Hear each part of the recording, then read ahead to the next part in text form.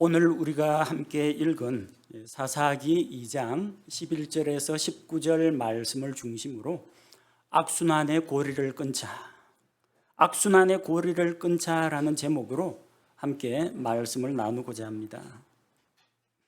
하나의 사건이 일어나서 다음 사건에 영향을 미칩니다.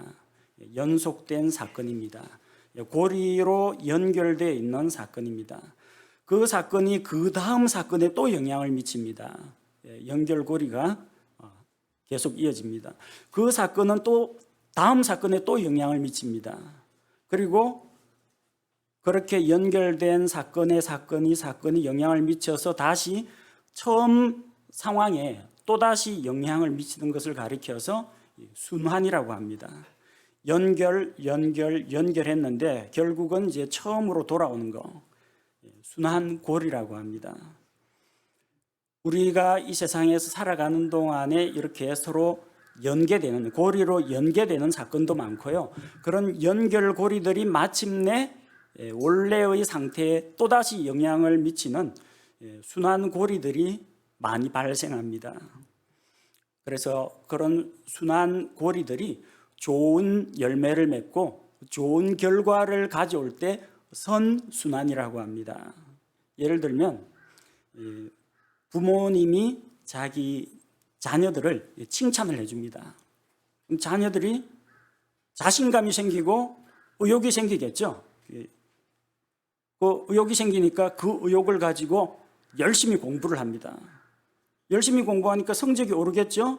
성적이 오르니까 부모님이 또 기특하다고 또 칭찬을 해줍니다. 부모님의 칭찬을 듣고 선생님의 칭찬을 듣고 더 기분이 좋아지고 의욕이 생겨가지고 또 열심히 공부합니다. 성적이 또 올랐습니다. 또 칭찬을 듣습니다. 좋은 일이죠.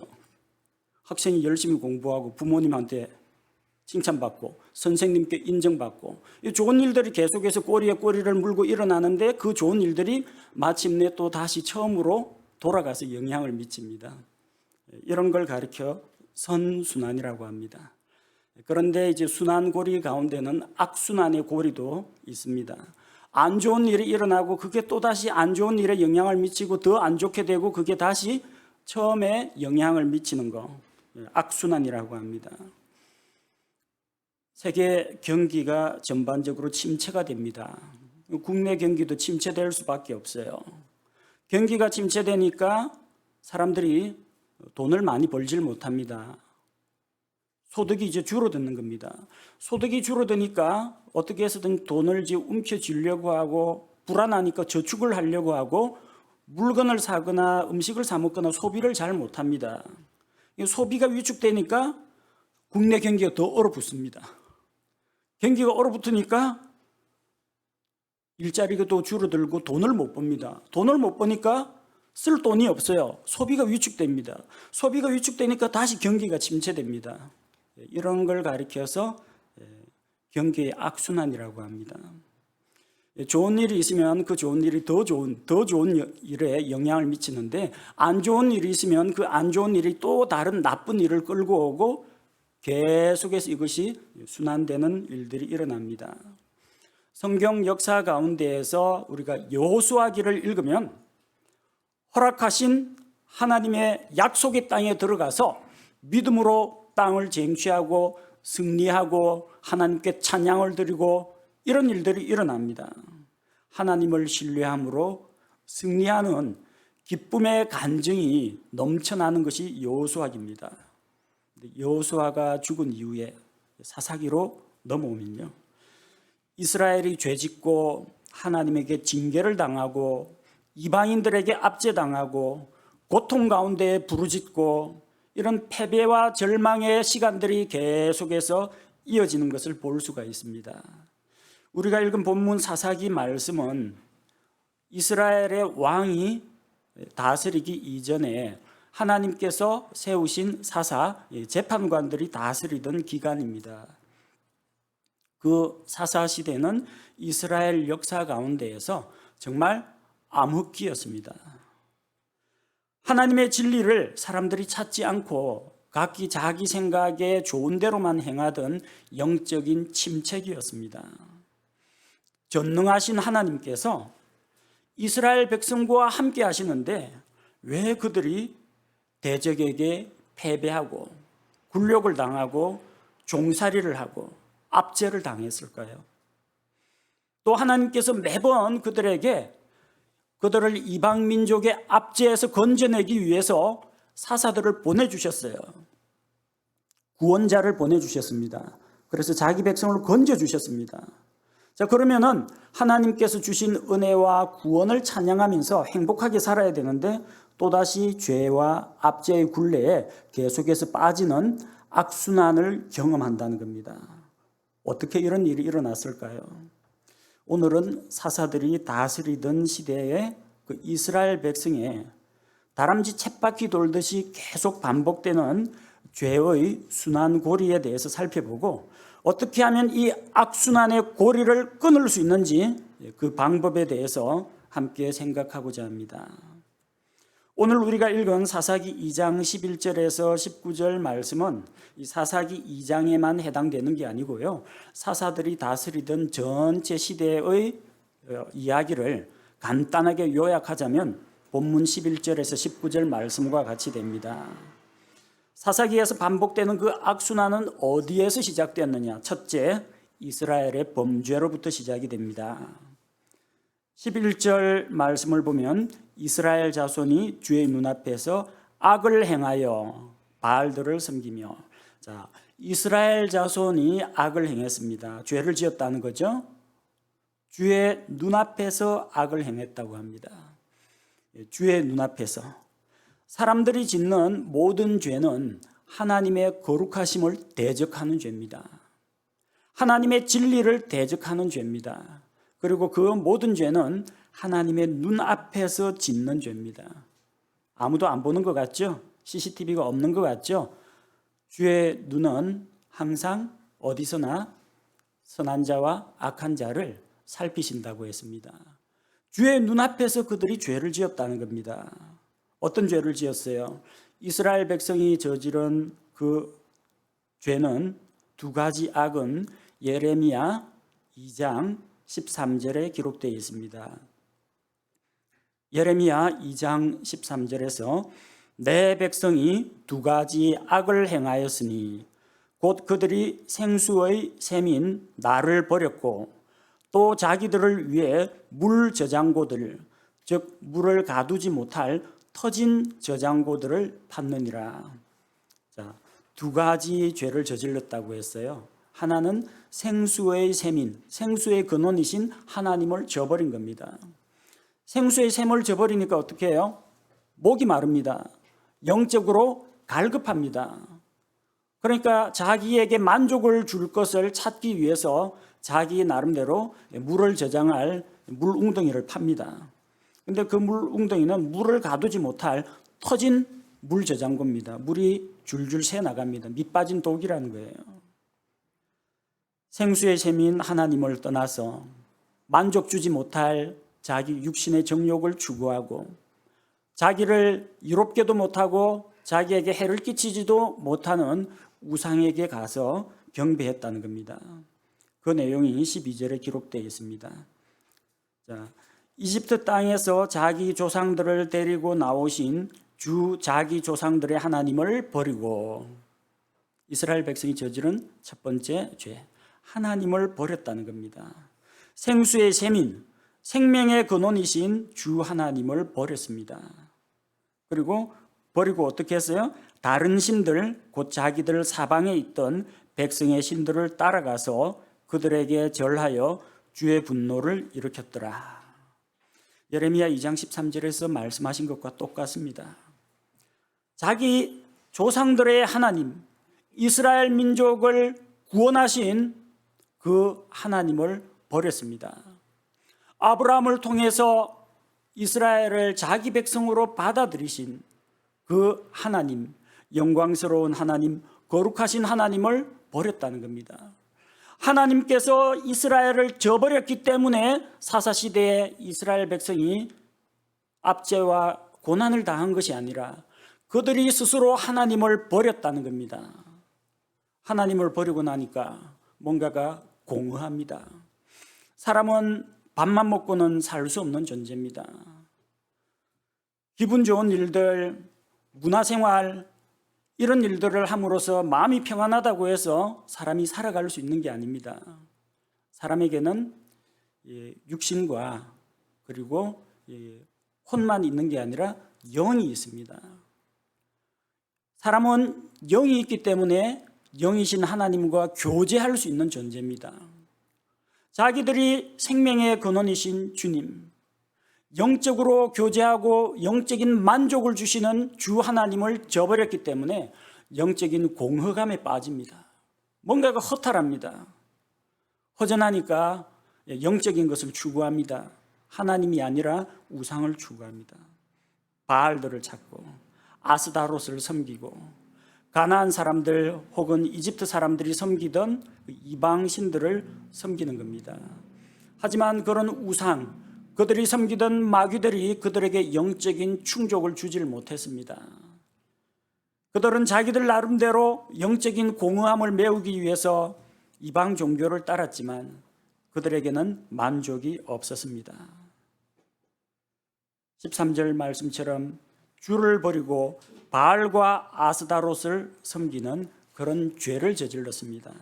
이것이 그들이 압제를 당하게 된, 그들이 고난을 겪게 된 첫 출발점이었습니다.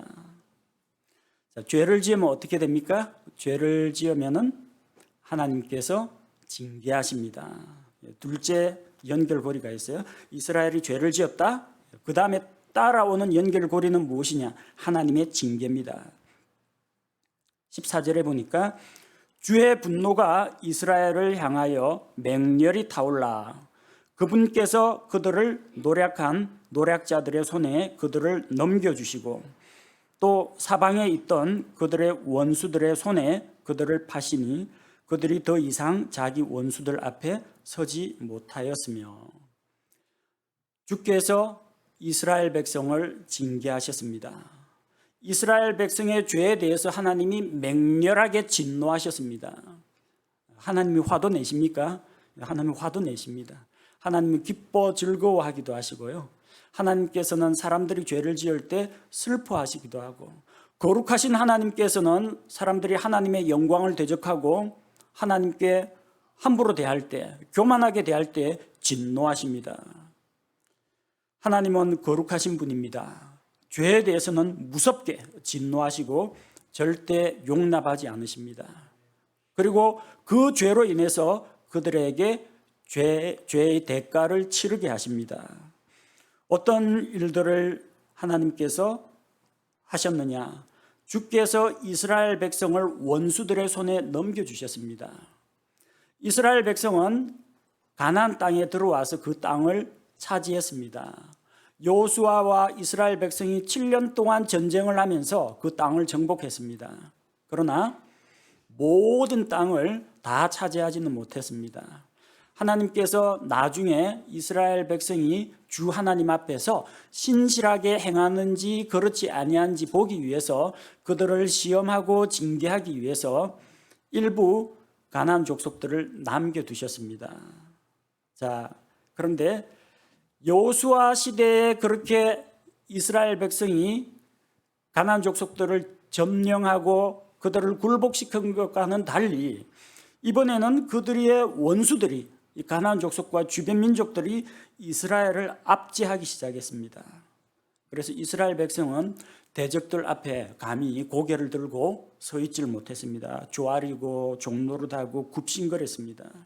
이스라엘이 대적들에게 굴복하고 오히려 그들을 섬기는 일을 했다는 겁니다. 14절에서는 그들이 대적들의 손에 떨어졌습니다. 원수들의 손에 떨어졌습니다. 노략자들의 손에 떨어졌습니다. 하나님께서 주변 이방 민족을 통해서 이스라엘을 징계하시는 겁니다. 자, 근데 15절은 그보다 강도가 조금 더 셉니다. 그들이 어디를 가든지 주의 손이 그들을 대적하여 재앙을 내리매 곧 주께서 말씀하신 것과 같았고 주께서 그들에게 맹세하신 것과 같아서 그들이 크게 고통을 당하였더라. 자, 14절에서는 노략자들의 손, 원수들의 손인데 15절에서는 주의 손입니다. 하나님께서 친히 주의 손으로 자기 백성을 치셨습니다. 이스라엘 백성을 대적하여 재앙을 내렸습니다. 하나님께서 기근을 보내기도 하시고 전염병을 보내기도 하시고 여러 가지 방법으로 그들에게 힘든 일을 겪게 하셨습니다. 재앙을 내리셨습니다. 사람들에게 맞는 것은 우리가 힘이 강하면 그 사람을 이길 수도 있습니다. 혹은 그 사람의 마음이 변할 수도 있습니다. 대적들의 마음이 변할 수도 있습니다. 근데 주의 손에 떨어진다는 거, 여러분 하나님과 원수되는 게 얼마나 무서운 일인지 아십니까? 전지전능하신 하나님이 만약에 어떤 죄인에 대해서 공격하고 심판하겠다 작정하시면 살아남을 방법이 없어요. 전능하신 하나님의 손에, 강한 능력의 손을 가지신 그 하나님의 손에 떨어진다는 것이 얼마나 무서운 일입니까? 히브리서 10장 31절, 히브리서 10장 31절을 보니까 살아계신 하나님의 손 안으로 떨어지는 것은 두려운 일이로다. 하나님 두려운 줄 알아야 합니다. 하나님이 존경스럽고 거룩하고 영광스럽기 때문에 우리가 그분 앞에서 주를 두려워해야 하는데, 그분은 또 의로우신 분이고 심판하시는 하나님이기 때문에 하나님의 그 무서운 징계와 심판 앞에서 우리는 두려워할 줄 알아야 합니다. 이스라엘 백성이 어디를 가든지 주께서 재앙을 내리셨습니다. 하나님께서 신명기에서 약속하실 때에는 너희가 내 명령과 법도에 순종하면 들어가도 복을 받고 나와도 복을 받고 내 가축들이 복을 받고 내 바구니가 복을 받고 복을 명하셨는데, 이제는 그들이 하나님께 죄짓고 불순종하니까 그들이 어디를 가든지 들어가든지 나가든지 주께서 재앙을 내리셨다는 겁니다. 그로 말미암아 이스라엘 백성이 크게 고통을 당했습니다. 하나님의 징계를 받아서 매를 맞았다는 겁니다. 여러분, 죄가 이렇게 무서운 겁니다. 죄 지으면 하나님의 징계가 따릅니다. 자, 첫 번째 골이 이스라엘 백성이 범죄했다. 그 결과 하나님께서 징계를 내리셨다. 세 번째 고리는 무엇입니까? 징계를 당하니까 이스라엘 백성이 하나님께 부르짖습니다. 이스라엘 백성은 하나님으로부터 징계의 회초리를 맞았습니다. 사무엘기하 7장 14절에 하나님께서 말씀하셨습니다. 나는 그의 아버지가 되고 그는 내 아들이 되리니 만일 그가 불법을 행하면 내가 사람들의 막대기와 사람들의 자녀들의 채찍으로 그를 징계하리라. 옛날에 여러분 사람 막대기와 인생 채찍으로 징계하시는 하나님 이런 이야기 들어봤을 겁니다. 막대기와 채찍은 바로잡기 위한 징계의 도구입니다. 자녀가 잘못하죠? 회초리 갖고 종아리 때립니다.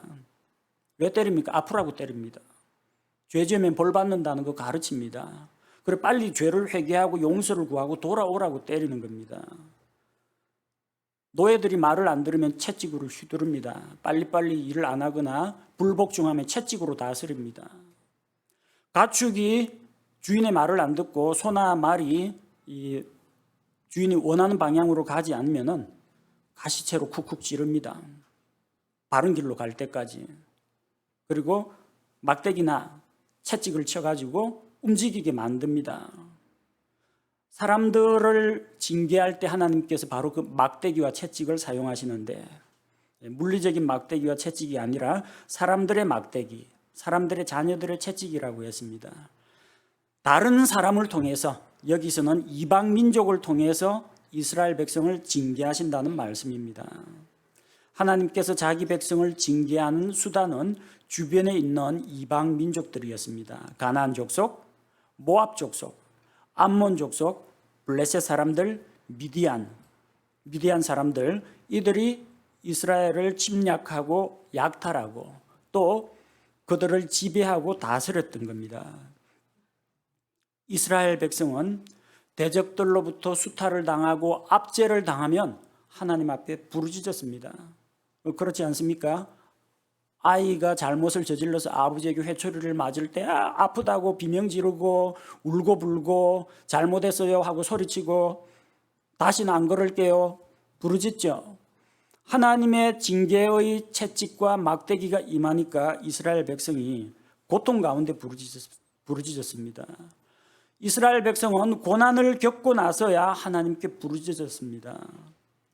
그리고 하나님께서는 자기 백성이 이방인들의 압제를 당하면서 고통과 탄식하는 것을 듣고 괴로워하셨습니다.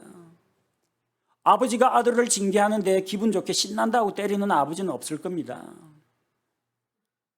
아들을 불쌍히 여기는 마음, 아들이 울고 불고 그렇게 아버지 잘못했어요 하고 외치고 부르짖는데 아버지의 마음도 찢어질 듯이 아플 겁니다. 하나님께서는 긍휼이 풍성하십니다. 죄인들을 벌주는 그것이 하나님의 최종 목표가 아닙니다. 죄인들이 그런 징계를 받아가지고 회개하고 돌아오기를 기다리시는 것이 하나님의 징계의 목표입니다. 사사기 10장 16절 후반부에 보면 사사기 10장 16절에는 그분의 혼이 이스라엘의 고통으로 인하여 괴로워하였더라. 하나님의 마음이 편치 않습니다. 자기 백성이 비록 죄를 지었기 때문에 공의의 하나님께서 심판을 내리셨지만 그들이 고통 가운데 부르짖는 것을 주께서 들으시고 그들을 안타까이 여기시고 불쌍히 여기셨다는 겁니다. 우리가 믿는 하나님이 이런 분입니다.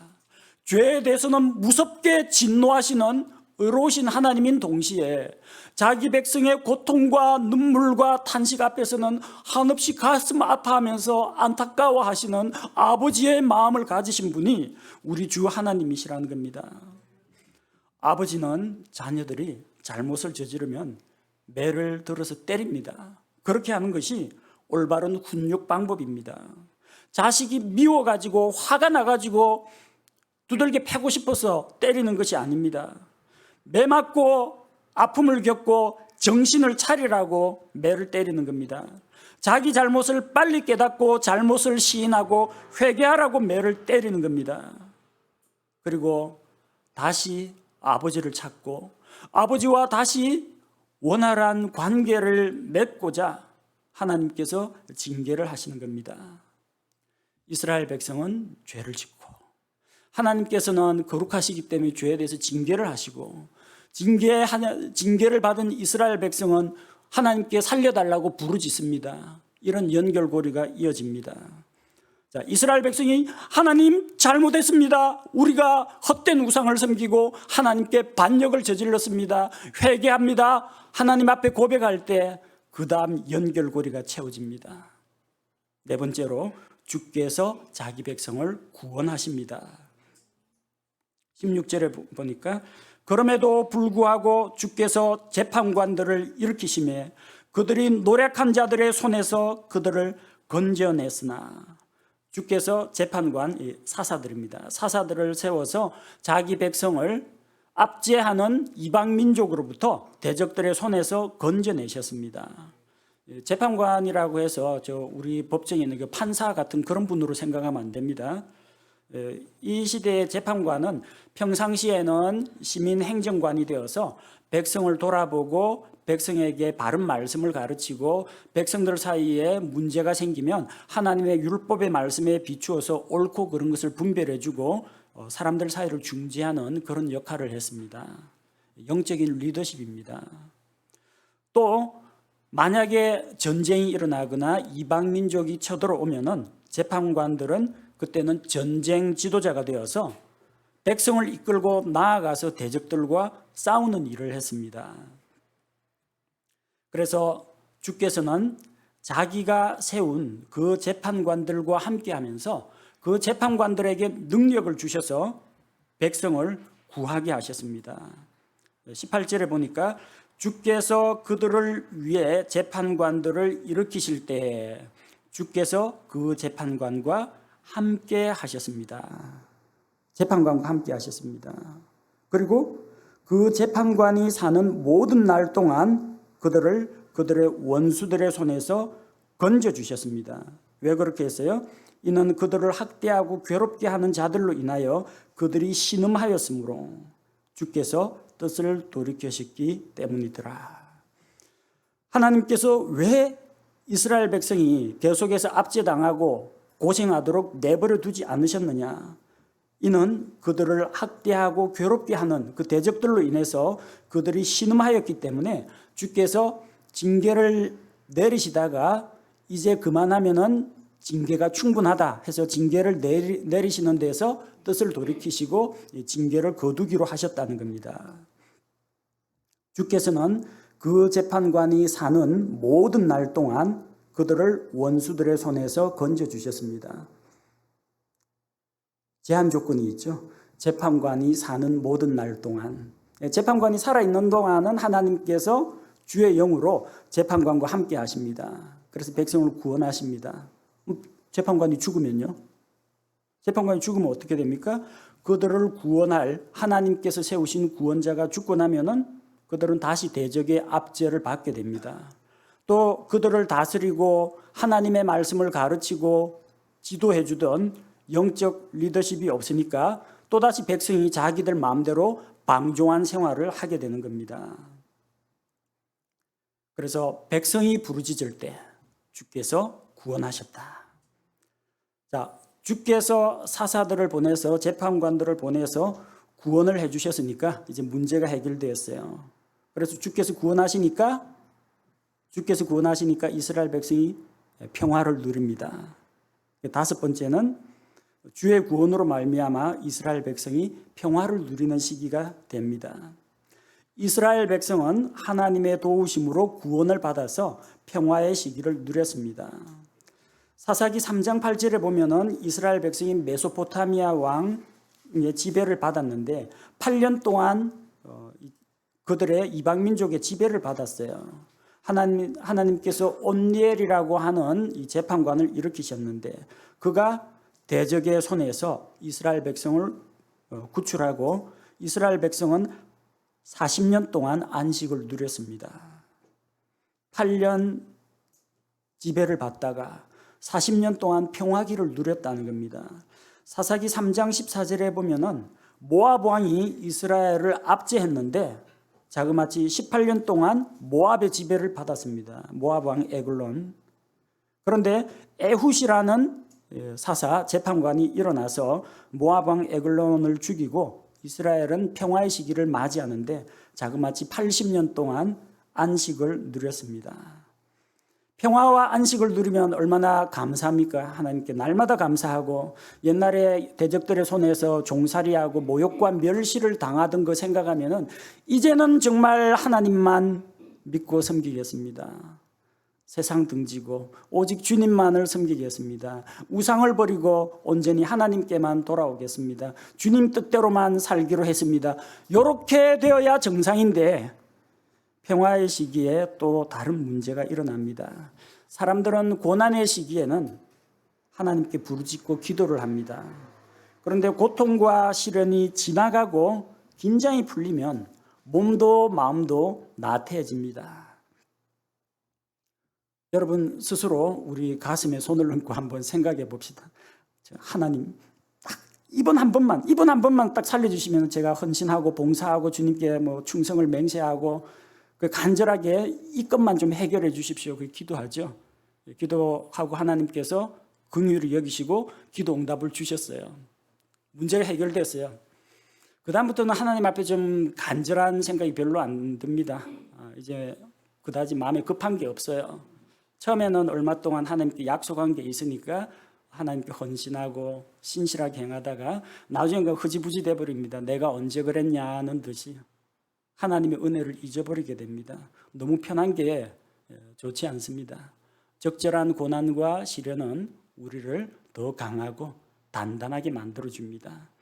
비바람을 맞지 않고 온실 속에 있던 그 화초가 비닐하우스 쫙 걷어내면 어찌 되겠어요? 찬바람에 잎이 떨어지고 뙤약볕에 축 늘어집니다. 바깥에서 태풍과 장마와 폭염을 견딘 식물들은 줄기도 뿌리도 강하고 튼튼합니다. 너무 안락하고 편안한 생활, 40년 동안 안식을 누리고 80년 동안 천하태평으로 지내면요 느슨해집니다. 긴장이 풀립니다. 영적으로도 해이해집니다. 그래서 우리는 고난의 때보다는 오히려 평안할 때 더 조심해야 됩니다. 잘 될 때 더 조심해야 돼요. 신약 성경에도 그런 말씀이 있죠. 고린도전서 10장 12절 말씀입니다. 고린도전서 10장 12절 그런즉 스스로 서 있는 줄로 생각하는 자는 넘어지지 않도록 주의할지니라. 서 있는 사람이 넘어지기가 쉬워요. 쓰러져 가지고 누워 있는 사람은 더 이상 쓰러질 게 없어요. 제일 안전한 자세입니다. 그러니까 쓰러져 가지고 딱 뻗고 누워 있으면은 넘어질 염려는 없습니다. 그렇다고 쓰러져 있으라는 이야기는 아닙니다. 빨리 연약한 무릎을 이렇게 세우고 다시 땅을 딛고 쓰러진 장소에서 일어나는 게 중요합니다. 근데 쓰러진 상태에서는 자기가 얼마나 낮고 비천하고 연약한지를 절실하게 깨닫습니다. 겸손한 상태에서는 넘어질 일이 없어요. 왜 넘어지느냐? 마음이 부해지고 마음이 교만해지면 넘어지기가 쉽다는 겁니다. 나는 잘 된다, 나는 형통하다, 나는 내 힘으로 살 수 있다, 이런 생각이 들 때 그때 넘어지지 않도록 조심해야 됩니다. 이스라엘 백성은 평화의 시기를 누렸습니다. 그 평화의 시기를 겪으면서 그들은 해이해졌고 나태해지고 결국은 다시 여섯 번째 고리, 이스라엘 백성은 다시 죄를 짓는 일을 되풀이하게 됩니다. 17절 말씀을 보겠습니다. 그들이 자기들의 재판관들에게도 귀를 기울이지 아니하고 다른 신들을 따라 음행의 길로 가며 그들에게 절하고 자기 조상들이 주의 명령에 순종하며 걷던 길에서 속히 돌이켜서 그와 같이 행하지 아니하였더라. 재판관이 있다는 건 뭘 말합니까? 하나님께서 구원자 재판관을 보내주셔서 대적의 손에서 건져주시고 평화의 시기를 주셨다는 겁니다. 평화의 시기에 재판관들은 하나님의 말씀을 가르치고 백성들을 바른 길로 인도하고 이런 영적인 리더십의 역할을 하는데 이제 이방인들의 압제가 없어지니까 재판관 고마운 줄 모릅니다. 하나님께 감사한 줄 모릅니다. 그래서 재판관들의 말에 귀를 기울이지 않습니다. 이방인들 다 쫓아냈으니까 이제는 두려울 게 없다. 구출받은 후에는 사사들의 말을 듣지 않았다는 겁니다. 다른 신들을 따라갔습니다. 자기들을 고난에서 건져내신 하나님을 따라간 것이 아니라 다시 이방 신들을 따라가서 음행의 길로 가서 우상을 섬겼다는 겁니다.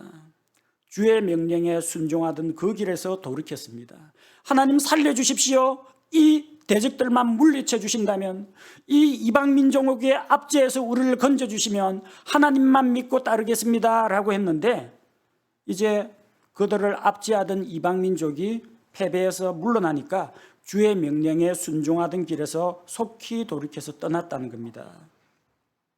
그리고 19절에 재판관이 천년 만년 사는 거 아닙니다. 사람 수명 채우고 그냥 죽습니다.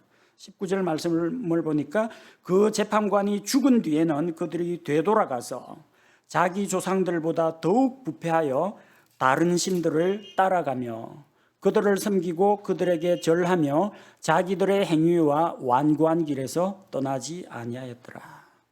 재판관이 죽은 다음에는 다시 옛날 생활로 돌아갑니다.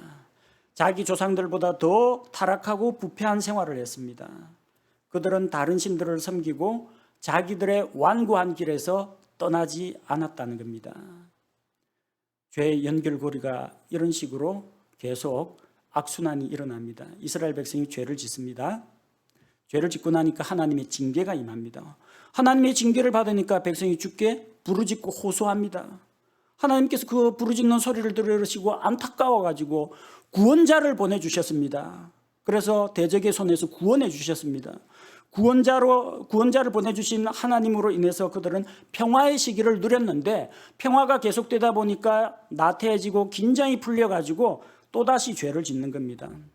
죄 짓고 매맞고 부르짖고 하나님이 구원해 주시고 평화를 누리고 또 죄 짓고 매맞고 이게 반복이 되는 겁니다. 이거 얼마나 오랫동안 반복된지 아십니까? 사사들이 다스리던 시대 내내 반복되었습니다. 450년 동안 이걸 반복했습니다. 놀라운 일이죠. 450년 동안 그 한 번 당했으면 다시는 하지 말아야지. 450년 동안 사사들 가운데 그 하나님께서 세워가지고 활동하던 기간이 겹치는 사사들도 있습니다. 그 겹치는 거 빼면은 역사적으로는 330년 동안 이게 반복됐다는 겁니다. 죄짓고 매맞고 부르짖고 하나님 구해주시면 평화를 누리다가 또 죄짓고. 이 악순환의 고리입니다. 악순환의 고리. 이런 악순환의 고리를 빨리 탈출해야 됩니다. 그래서 이런 악순환의 고리를 끊으려면 어떻게 해야 되느냐? 어떻게 하면 계속 반복되는 연결고리를 끊을 수 있을까? 첫 번째 단계를 보겠습니다. 죄를 지으면 하나님이 징계하신다. 끊을 수가 없어요. 죄 지으면 벌 받는 게 당연합니다. 거룩하신 하나님이 그냥 안 계시죠. 징계하시고 심판하십니다. 하나님이 거룩하시기 때문에 죄 지으면 매맞습니다. 이건 어떻게 할 수가 없어요. 하나님의 거룩하심, 하나님의 의로우심 때문이에요. 자, 징계를 받으면 주께 부르짖는다. 이거는 끊으면 안 되겠네요. 매 맞고도 태연하게 그래 죽여라 날 죽여라 하고 이렇게 고개 뻣뻣이 들고 있으면 어떡합니까? 잘못했습니다 하고 주께 부르짖고 무릎 꿇고 회개해야죠. 이거 끊으면 안 돼요. 징계를 받을 때는 낮아져서 하나님께 부르짖고 회개해야 됩니다. 자, 백성이 부르짖으니까 주께서 구원하십니다. 하나님은 의로우신 하나님인 동시에 긍휼이 풍성하신 하나님이시기 때문에 우리가 부르짖고 회개할 때 구원해 주십니다. 이거 끊으면 안 돼요. 이 만약 끊어버리면 암만 부르짖어도 하나님은 구원 안 해주십니다. 하나님의 용서가 없습니다. 하나님의 긍휼이 없습니다. 절망입니다. 이건 반드시 필요합니다. 회개하는 자를 구원하시는 하나님의 손길, 이건 부정할 수 없어요. 그 다음 주께서 구원을 주시니까 안식과 평화를 누립니다. 하나님이 대적의 압제에서 그리고 원수들의 손에서 건져주시니까 평화의 시기를 누리죠. 감사한 일입니다. 평화의 시기를 누리는 것에 대해서 이거 평화의 시기 하지 말고 고난 계속 받아라. 그렇게 할 수는 없잖아요. 그건 끊으면 안 돼요. 마지막 단계 평화를 누리다가 다시 죄를 짓는다. 요건 끊어야 돼요. 요 고리만 끊으면 됩니다. 평화의 시기에 나태해져 가지고 하나님을 잊어버리고 다른 신들을 섬기는 요걸로 돌아가는 거. 다시 원점으로 돌아가는 거. 요걸 끊어야 됩니다. 우리가 끊어야 할 악순환의 고리는 바로 여기에 있습니다. 우리가 죄를 짓기 쉬운 환경은 힘들고 어려운 시기가 아닙니다. 많은 사람들이 가난해서 배가 고파서 뭘 훔치고 어쩌고 뭐 이런 이야기를 하는데 실제로 큰 대형 사건 사고들은 많이 가진 사람들, 시간 많은 사람들, 잘 된다 태평하다는 사람들에게서 사건 사고가 많이 일어납니다. 고난의 시기에는 하나님께 부르짖고 하나님을 의지합니다. 고난의 시간이 지나가고 등 따시고 배부른 기간이 오래되면 하나님을 잊어버리게 됩니다. 신명기 8장 12절에서 14절 말씀을 보도록 하겠습니다. 신명기 8장 12절에서 14절. 내가 먹어 배부르게 되고 좋은 집을 짓고 그 안에 거하며 약속의 땅 가나안 땅에 들어가서 그 땅을 차지하고 가나안 사람들이 가지고 있던 재산들을 그들이 차지하게 된다는 겁니다. 또 내 소떼와 양떼가 번성하고 내 은금이 크게 늘어나며 내 모든 소유가 크게 늘어날 때에 이런 좋은 일들이 계속될 때 내 마음이 교만하여 내가 주 내 하나님을 잊어버릴까 염려하노라. 잘 될 때 재산이 늘어나고 좋은 집도 샀고 소떼 양떼가 잘 자라고 자녀들이 그냥 잘 건강하게 잘 자라고 학교에서 공부 잘하고 좋은 학교 지나가고 이럴 때 너무 편하면 마음이 교만해서 하나님의 은혜를 잊어버릴 수가 있기 때문에 하나님께서 그걸 염려하신 겁니다. 노아를 보십시오. 많은 사람들로부터 비난과 조롱을 받으면서 방주를 만들 때에는 눈물로 기도하면서 하나님 앞에서 헌신하고 하나님의 사역을 했습니다. 사람들이 비웃거나 말거나 땅에 있는 생명들을 구원하기 위해서 최선을 다하고 임박한 하나님의 심판을 선포했습니다. 홍수 심판이 끝났습니다. 가인 족속들 다 죽었습니다. 사람들을 괴롭히던 거인들도 물에 빠져 다 죽었습니다. 땅에 남아있는 사람은 노아와 노아의 가족들 8식구입니다. 이제 이 모든 온 세상이 노아 가족의 것입니다. 새로운 인류의 시작입니다. 그중에 자기가 리더십입니다. 괴롭히는 사람도 없어요. 온 땅이 그들 앞에 있습니다. 아무 땅이나 원하는 대로 목장을 만들든지 포도원을 만들든지 마음대로 해도 괜찮아요. 긴장이 풀렸습니다. 해이해졌습니다. 고난이 없습니다. 포도주 담가가지고 포도주 마시고 취해가지고 자기의 벌거벗은 몸을 드러내는 그런 일을 저질렀습니다. 힘들고 어려울 때보다도 평화의 시기에 우리가 조심해야 하는 이유입니다. 이스라엘 백성은 가나안 정복 전쟁이 끝난 후 이방 민족과 어울리고 그들과 교류하고 하다가 죄를 지었습니다. 가나안 전쟁을 하는 동안에는 다들 정신 바짝 차리고 저 대적들과 겨루고 하나님만을 의지하면서 이 전쟁을 했습니다. 그러나 그 땅에 전쟁이 끝나고 평화가 왔을 때 그들은 이방 민족들과 교류하고 그들의 가증한 풍습을 배우고 그들이 섬기던 우상을 받아들이게 되었다는 겁니다. 건강할 때, 시간 많을 때, 재물이 넉넉할 때, 사업이 잘 될 때, 평안할 때 조심해야 됩니다. 사사시대의 이스라엘 백성은 죄를 짓고 징계를 받고 죽게 부르짖고 구출받고 평화를 누리다가 다시 죄를 짓는 일을 반복했습니다. 우리 삶 가운데 혹시 이렇게 습관적으로 되풀이되는 죄의 연결고리가 있지 않는지 살펴보아야 합니다. 돼지는 깨끗하게 씻겨놔도 풀어놓으면 다시 진흙탕 들어가가지고 그 오물 가운데서 뒹굽니다.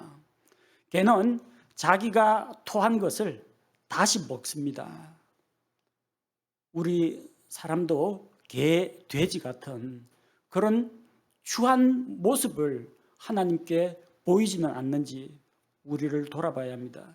죄 짓고 회개하고 용서받고 똑같은 죄를 또 짓고 또 예수님 십자가 피로 다 용서했다면 또 다시 또 회개 기도하고 또 용서받고 하나님의 사랑과 용서는 끝이 없다며 또 죄 짓고 이게 반복되어서는 안 된다는 겁니다. 시편 기자는 시편 19편 13절에서 이렇게 하나님께 기도합니다. 시편 19편 13절 또 주의 종을 지키사 고의로 짓는 죄들에서 떠나게 하시고 그 죄들이 나를 지배하지 못하게 하소서. 고의로 짓는 죄가 있다는 거예요.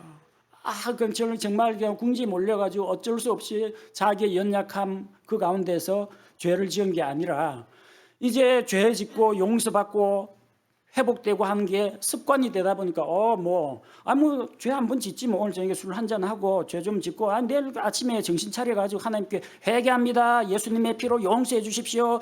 이러면 될 거 아니냐. 안일하게 생각하는 사람들이 있습니다. 시편 기자는 뭘 이야기합니까? 고의로 짓는 죄들에서 떠나게 하시고 그 죄들이 나를 지배하지 못하게 하소서. 만약 습관적으로 되풀이되는 죄의 악순환의 고리를 끊지 못한다면 죄의 지배를 받는다는 겁니다. 죄와 사망의 권세에서는 벗어났습니다. 우리는 죄의 종이 아닙니다. 예수 그리스도의 종입니다. 그런데 내가 죄에게 머리 숙이고 그 밑에 들어가서 또다시 종노릇 할 필요가 뭐가 있느냐는 겁니다. 우리에게 성경은 경고합니다. 하나님께서 은혜로 너희를 구원해 주셨는데 왜 다시 이전의 그 모습으로 돌아가려고 하느냐는 겁니다. 우리는 이런 죄의 악순환의 고리에서 벗어나야 합니다. 사사시대 이스라엘 백성은 왜 그렇게 자주 죄짓고 매맞고 구출받고 하나님의 용서와 평안을 얻었다가 또다시 죄를 짓는 일을 반복하고 그렇게 영적으로 침체된 삶을 살았는가? 그 이유가 있습니다. 그들을 다스리는 재판관이 죽었기 때문입니다. 인간 통치자는 누구나 죽을 수밖에 없습니다. 18절 말씀에서 주께서 그 재판관이 사는 모든 날 동안 그들을 원수들의 손에서 건졌다고 했죠. 재판관이 살아있는 동안. 재판관이 죽으면 어떻게 됩니까? 영적 리더십이 없습니다. 다시 자기 눈에 보기 좋은 대로 자기 육신의 정욕을 따라 살아간다는 겁니다. 19절 말씀처럼 재판관이 죽은 뒤에는 그들이 다시 돌아가서 이전보다도 더 부패하고 타락하게 되었다는 겁니다. 재판관이 죽었기 때문입니다. 재판관은 사람이에요. 사람이니까 죽습니다. 그리고 또 한 가지 이유는 그들을 다스리는 왕이 없었기 때문입니다. 사사기 21장 25절 사사기 21장 25절 말씀을 보면 그때에는 이스라엘에 왕이 없었으므로 사람마다 자기 눈에 옳은 것을 행하였더라. 그때는 이스라엘에 왕이 없었습니다. 왕이 있어가지고 법도를 바로 세우고 하나님의 말씀이 곧 우리나라의 법이다. 하나님을 경배하라. 하나님의 율법을 지켜 행하라. 그러면서 제사장과 대언자들과 왕이 힘을 합쳐가지고 백성을 바른 길로 가르치면 백성이 굳건하게 서고 왕국이 바로 세워지는 겁니다. 이스라엘 전체를 다스리는 왕이 없어요. 중심이 없었어요. 그렇기 때문에 이스라엘 사람들은 각자 자기 편한 대로 자기 눈에 보기 좋은 대로 행했다는 겁니다. 그들을 바른 길로 이끌어줄 왕이 없었습니다. 이스라엘의 왕이 세워진 다음에도 왕들 중에 선한 왕도 있고 악한 왕도 있었습니다. 악한 왕이 일어나면 백성이 단체로 우상숭배하고 단체로 죄에 빠졌습니다. 그래서 사사기에서 그들이 이런 죄의 악순환의 고리를 끊기 위해서는 잘 될 때 조심하고 경계하는 것이 필요했지만 가장 중요한 게 있어요. 결정적인 거. 영적인 리더십이 세워지는 게 필요했습니다. 몇 년간 재판하다가 죽는 사사가 아니라 또 몇십 년간 왕좌에 올라가서 백성을 통치하다가 죽어버리는 왕이 아니라 한계와 약점과 부족한 점을 가지고 있는 인간 왕이 아니라 거룩하신 왕, 영원히 죽지 않는 왕, 영원히 살아서 백성을 오로지 공평과 정의로 다스리는 거룩하고 의로운 왕이 필요했다는 겁니다. 사사기는 왕을 기다리는 시대의 사람들의 부르짖음입니다. 이를 위해서 왕이신 예수님께서 오셨습니다. 그분께서는 영원히 살아계십니다. 그리고 주님께서 우리를 죄와 마귀의 권세에서 구원하시고 우리를 진리의 말씀으로 가르치고 바른 길로 인도하고 보호하십니다.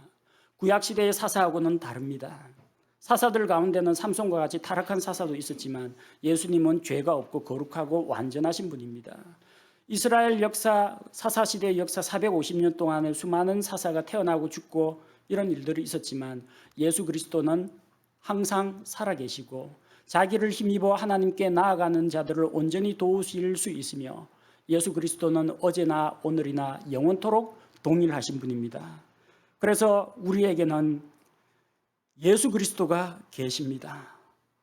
평화의 시기에 죄 가운데 빠지지 않도록 우리가 깨어 근신해야겠지만 가장 중요한 것은 구원자 예수 그리스도께서 영원토록 살아서 우리와 함께 계시고 우리의 영적인 지도자가 되어주신다는 것, 이것이 우리의 소망이요 우리의 자랑입니다.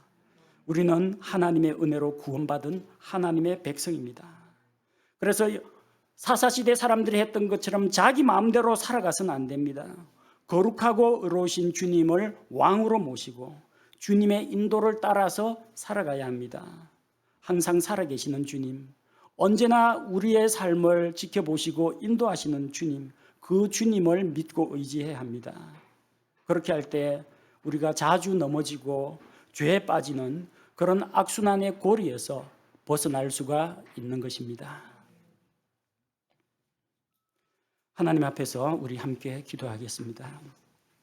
아버지 하나님, 이스라엘 역사의 암흑기라고 하는 사사시대에 이스라엘 백성은 하나님을 떠나서 우상을 섬기는 그런 죄를 저지르고 하나님의 징계를 받았습니다.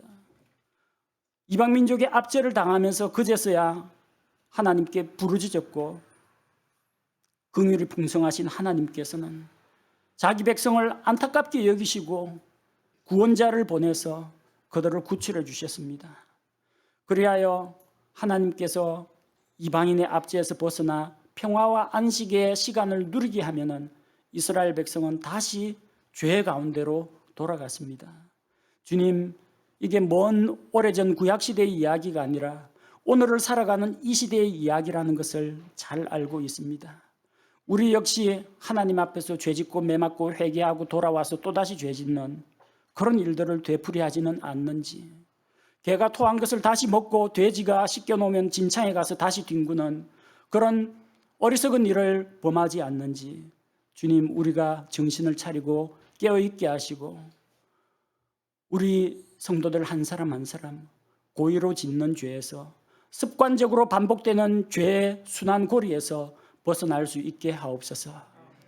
구약시대의 사사보다 비교할 수 없이 뛰어나신 우리 주 예수 그리스도께서 우리의 구원자가 되시고 우리의 목자가 되어주시니 감사를 드립니다. 예수님께서는 거룩하시고 의로우시며 흠이 없으시기에 우리를 언제나 진리 가운데로 인도하시는 것을 믿습니다.